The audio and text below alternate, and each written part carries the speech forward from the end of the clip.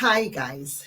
Well, I thought I'd come on today for a multiplicity of reasons, but I think the main thing I wanted to just have a chat with you all about is what does one do when the enemy lies within? And let's just think about the many layers of that. Because if you look around, I've never seen a time when there has been more war and rumors of war. We don't know who to believe. We don't know who to trust. On the wider scale, the global scale, we know what we're talking about. And, we have, we change our minds as well about different opinions that we might have of different sectors of people. No, I don't want to get into the politics of things. I always take things down to where I am because you can only really serve best where you are placed. So I am placed, and I've been placed in Wales, United Kingdom, since 2006. My lived experience far surpasses that. I'm a 60-year-old woman. But I've got to talk to us about the enemies and the enemy that lies within. I want to start first with the enemy that lies within us. As you know, I launched and the creator of the Wales's first multidisciplinary diversity and inclusion conference. It was held at the City Hall in Cardiff, and we had so many people from so many sectors, corporate. I'm not going to go into that because this is not what this is about, but check it out. Check me out. Okay. But in that context, there were so many different incredible people that were supporting. I also launched my book, Master in Diversity, We Go Together or Not at All. And in this book, I looked at diversity and inclusion through the eyes of somebody who, first of all, didn't even understand the importance of it. Why bother? What's it all about? Yes. And then I started to realize, yes, I better bother because it's about me. And if I stay silent, then I'm going to be overrun. It's about you. And if I don't support you, then I'm going to find, then I'm standing alone. And there's no value and no virtue in standing alone and achieving on your own because we go together or not at all. That's my mantra. We all, those who know me know it.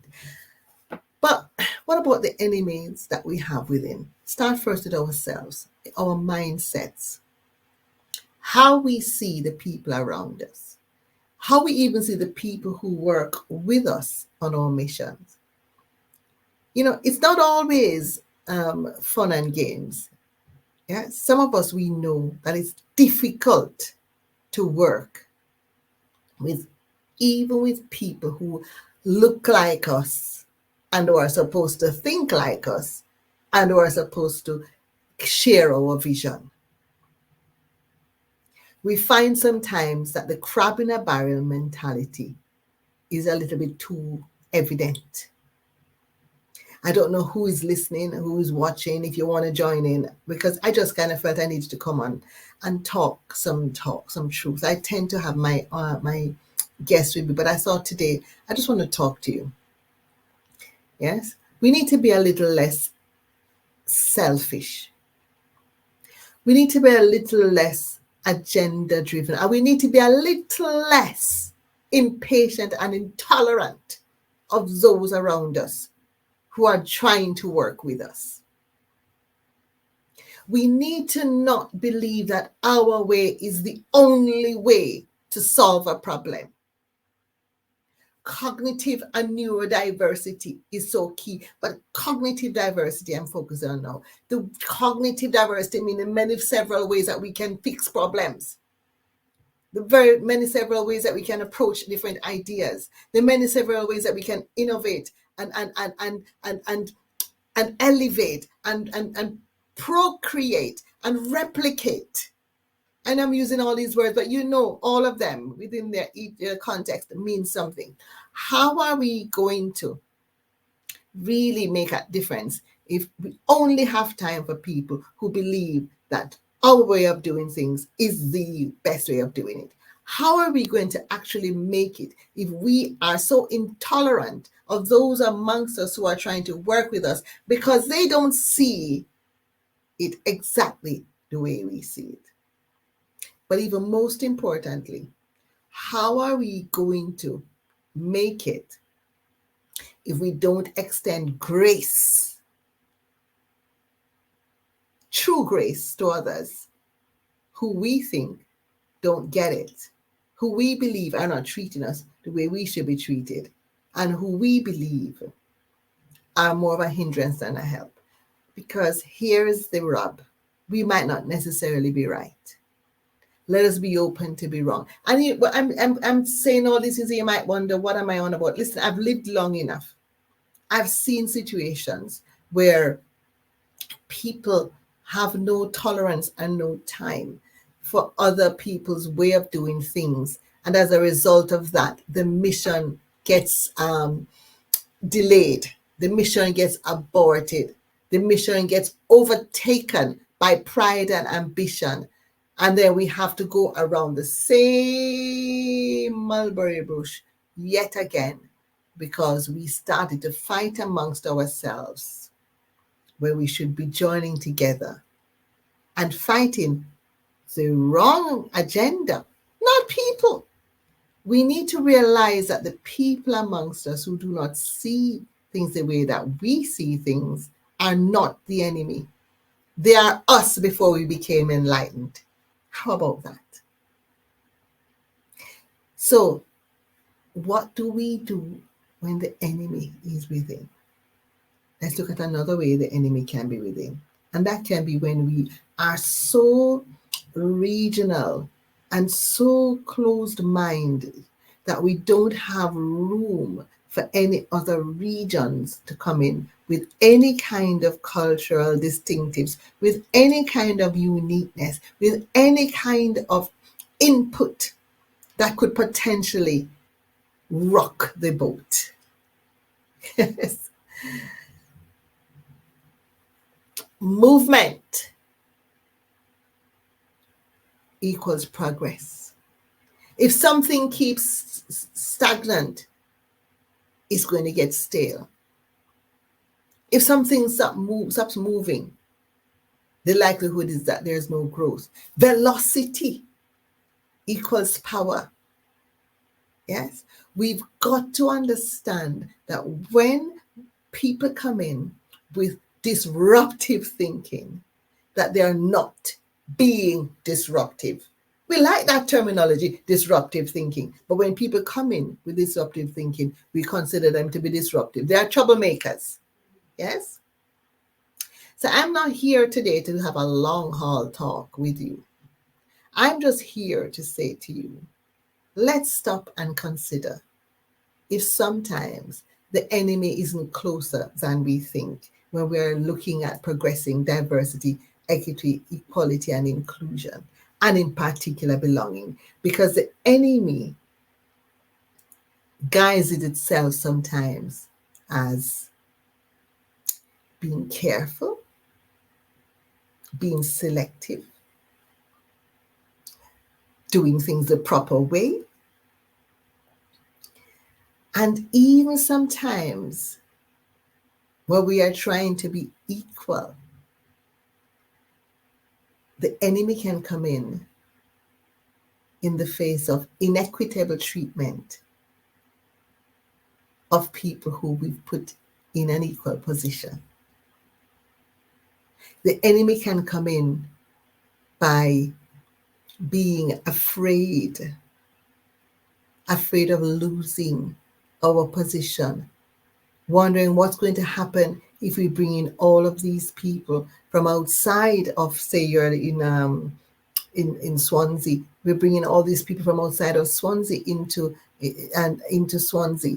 What's going to happen to the culture and what we hold so dear in Swansea if we bring in all these people from Cardiff or North Wales? And similarly, in North Wales, you're thinking, what's going to happen if we bring all these people up there who don't even know how to speak the language, let alone understand our culture, coming with their ideas?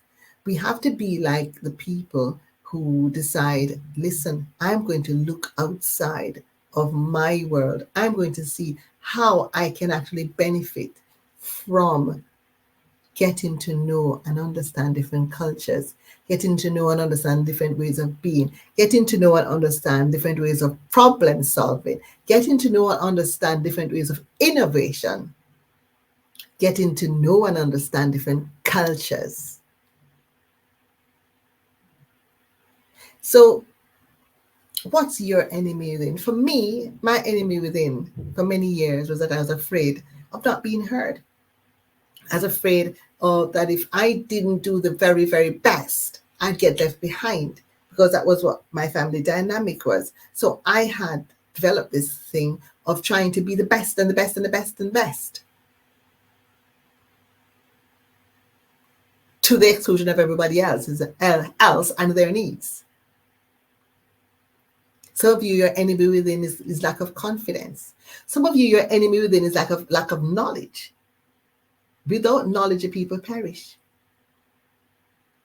So you need to get knowledge, read books about diversity and inclusion, read reports like the Alison Rose Review, the British Business Bank report on Alone Together, Diversity and Inclusion in the Diversity and Entrepreneurship, in the United Kingdom 2020 report.